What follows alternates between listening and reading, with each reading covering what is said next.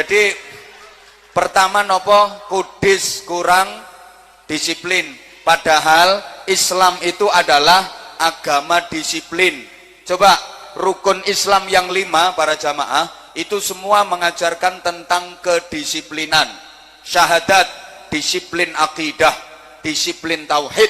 Asyhadu an la ilaha illallah wa asyhadu anna muhammadar rasulullah. Ini disiplin akidah. La ilaha illallah, tidak ada Tuhan yang berhak disembah dan ditaati kecuali Allah. Iyyaka na'budu wa iyyaka, ayo nyaut bro, iyyaka na'budu wa iyyaka, beribadah menyembah hanya kepada Allah, minta pertolongan nggih namung dateng Gusti Allah. Muhammadur Rasulullah, Muhammad adalah utusan Allah. Ini disiplin akidah. Sekali lagi, iyyaka na'budu wa iyyaka nasta'in. Rembang wis gak usum, iyyaka na'budu wa dukun nasta'in. Santri moro dukun ini santri kepet. Muhammadur Rasulullah, kita yakini Muhammad utusan Allah sebagai penutup pamungkas para nabi dan rasul. Artinya setelah Nabi Muhammad tidak ada nabi lagi. Kalau ada yang ngaku-ngaku jadi nabi, jangan dipercaya, wajib ditolak. Wah, wonge jenggote dawa ya ben. Najan jenggote 7.500 meter, gak usah dipercaya. Najan surbane wombo kaya Batman, ndak usah dipercaya. Masyarakat kita ini termasuk masyarakat yang latah, gampang terbawa arus. Ana wong rada aneh sithik dianggap wali, ana wong rada aneh sithik dianggap wali. Mulane sampai ana sing ngaku-ngaku dadi nabi. Indonesia iki mblenger wis kokean wong sing ngaku dadi nabi.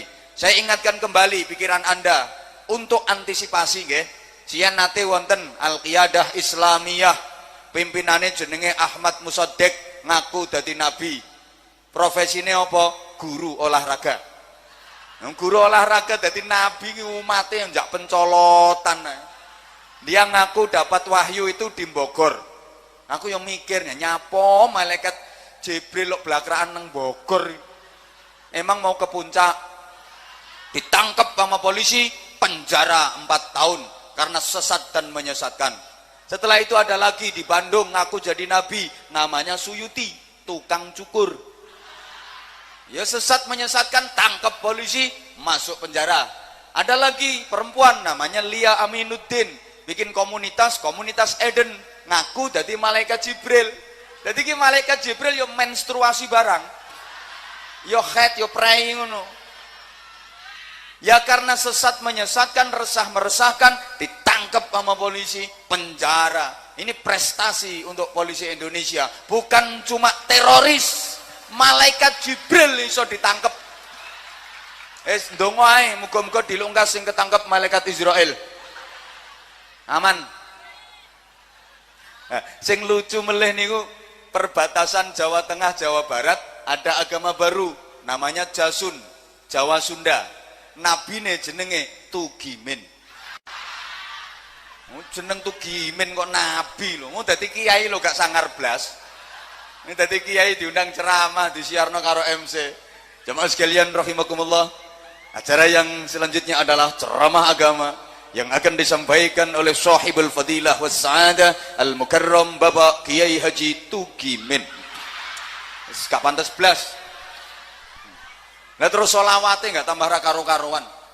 Ini kan enak. Ya Habibi ya Muhammad ya arusal khafiq, ini enak. Lah si sini mau ya Habibi ya Tugimin ya. Ya mungkin kalau sekarang sih nggak sampai ngaku dadi nabi, mungkin ngaku dadi wali, ngaku dadi ulama dengan modal atribut. Maka jangan mudah tertipu. Saiki di media-media sosial ini akeh modal sorban gede, modal sirah diubel-ubel gombal, dianggap ulama, ngaku ulama. Ngapunten, jenengan kudu sing cerdas. Ini ulama beneran apa ulama-ulamaan? Betul-betul ulama atau sekedar orang ngelama? Walu, ojo angger ndase diubel-ubel gombal mbok anggap ulama. Wong bapakmu apa ngedos ya ndase diubul-ubul gombal kok. Emas iku umume rupane kuning. Tapi gak kabeh sing rupane kuning iku emas. Lah nek kabeh sing rupane kuning dianggap emas, berarti sampean isu-isu no WC kae yo ngetokno emas. Paham? Paham? Ulama umume gawe sorban, tapi gak kabeh sing gawe sorban niku ulama. Kadang-kadang yo tim pemburu hantu. Halo? Paham betul? Wes, jangan terpancing dengan atribut, apalagi orangnya suka bikin ribut, tukang hasut. Badut itu. Yang ulama beneran ahli sujud, ahli tahajud. Allahumma sholli ala Muhammad. Salat itu disiplin waktu. Begitu manjing waktu azan segera salat. Begitu masuk waktu azan segera salat. Begitu masuk waktu lagi azan segera salat. Disiplin waktu. Allahumma sholli ala Muhammad. Zakat itu disiplin sosial, disiplin harta, disiplin berbagi. Puasa itu disiplin kesehatan, disiplin makan dan minum. Betapa makanannya sendiri halal, nggak boleh dimakan kalau belum waktunya. Sate boleh, tapi harus nunggu maghrib. Nyauto. Soto entuk, tapi kudu ngenteni sing banter. Rawon entuk, tapi kudu ngenteni. Es degan entuk, tapi kudu ngenteni bojone dhewe entuk, tapi kudu ngenteni traweh. Kok kesusu ae. Mosok manjing maghrib dudung dung dung dung. Allahu akbar, Allahu akbar. Ayo Pak. Ngenteni traweh. Haji itu disiplin hati. Oke, yang kedua penyakit kita itu kurang rapi. Jujur ya, umat Islam ini soal kerapian kalah dengan saudara kita yang beragama lain.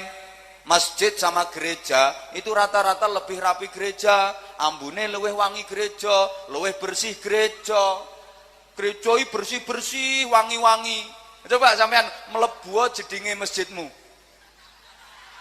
Pesinge standar internasional. Pesing kelas fiddini wa dunya wal akhirah. Kadang ana telek cecek ya gak disuceni. Bunderi kapur ditulisi awas telek.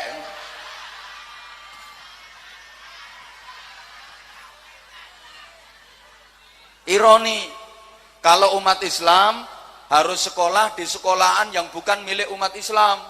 Bahkan ada umat Islam yang sakit harus berobat ke rumah sakit yang bukan milik umat Islam. Kita juga punya rumah sakit Islam, tapi kadang-kadang beralih fungsi jadi rumah Islam sakit. Kita punya lembaga pendidikan, TPQ, TPA, Madrasah Diniyah, tapi banyak yang nasibnya la yamutu wa la yahya, tidak bermutu karena kekurangan biaya.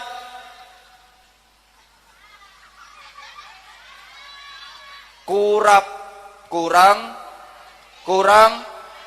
Berikutnya kutil. Kurang teliti. Kita itu punya penyakit kurang teliti. Kita punya banyak teori, kita punya banyak konsep, kita punya banyak ilmu, tapi direbut oleh mereka. Mohon maaf ya, kitab suci yang paling banyak bicara tentang ilmu itu Al-Quran, dan itu kitab sucinya umat Islam. Negara di dunia ini prosentase penduduk beragama Islam terbesar adalah Indonesia, maka harusnya Indonesia ini paling pinter. Dalam Al-Quran 879 ayat itu bicara tentang ilmu pengetahuan. Kitab-kitab suci agama yang lain nggak sebanyak itu. Bahkan orang Jepang yang beragama Shinto itu punya kitab suci namanya Nihongi Yingiski. Gue tak apusi orang kira ngerti gue. Satu pun nggak ada yang bicara tentang ilmu. Tapi kenapa orang Jepang kok pinter-pinter? Padahal kitab sucinya itu nggak ada sama sekali yang bicara tentang ilmu. Wonge pinter-pinter. Coba zaman yang merene nggak sepeda motor, roto-roto gawean Jepang. Honda Jepang, Yamaha nyaut, Honda, Yamaha, Toyota, Suzuki, Kawasaki, Mitsubishi Soto Lamongan, Wingko Babat, Jenang Kudus, Gudeg Jogja. Jadi pecel Madiun, ummatan badokan lillahi ta'ala. Kita punya an-nadhafatu minal iman, kebersihan bagian dari iman. Ayat Qur'annya jelas, innallaha yuhibbut tawwabina wa yuhibbul mutatahhirin. Allah mencintai orang-orang yang mau bertaubat, bersuci, menjaga kebersihan. Tapi mohon maaf, di dunia ini kota yang berpredikat terbersih di dunia mana? Tokyo. Nah, kota yang kumuh dan langganan banjir. Sapa muni Bojonegoro? Makasih. Kita punya ar-rasi wal murtasyi finnar, yang nyuap dan yang disuap sama-sama neraka. Negara di dunia ini yang paling bebas dari korupsi adalah Tiongkok. Karena koruptor dihukum mati. Berani korupsi, berani mati. Siapa korupsi, masuk peti mati. Coba. Udah nggak usah bicara negara kita. Aku ngomong Tiongkok kok. Bahkan ya, negara di dunia ini yang paling aman dari tindak pidana, tindak kriminal, pencurian, macam-macam perampokan, itu dulu kena Selandia Baru. Sekarang Belanda. Hampir nggak ada pencuri. Di Belanda itu sampai 5 penjara di Belanda itu dijual karena nggak ada penghuninya. 26 penjara disewakan ke negara tetangga yang menjadi gudangnya bajingan. Loh, saya punya temen, dia ke Belanda, itu naik kereta dari stasiun, ya mesti masuk teko kuburan. Cek, 2 jam sampai tujuan. Begitu sampai tujuan, dia mau nelpon, tasnya yang berisi HP, dompet, surat-surat penting tuh ketinggalan di stasiun. Bingung, balik meneh, cek 2 jam, itu tas masih utuh di tempatnya, nggak bergeser sama sekali. Malah ada tulisannya, cara kene bahasane ngene, siapa yang merasa punya ini harap diambil. Utuh di situ. Ayo coba iki nggone gerdu pojokan kono. Nah wong dikempete sik disaut tok.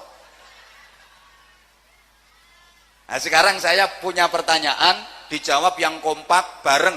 Saya yakin pertanyaan saya ini dijawab kompak bareng dan jawabannya sama. Semua tahu jawabannya. Coba, di manakah orang paling sering kehilangan sandal? Loh ya. Padahal masjid itu rumah Allah. Allah Maha melihat. Loh kok sandal sering hilang?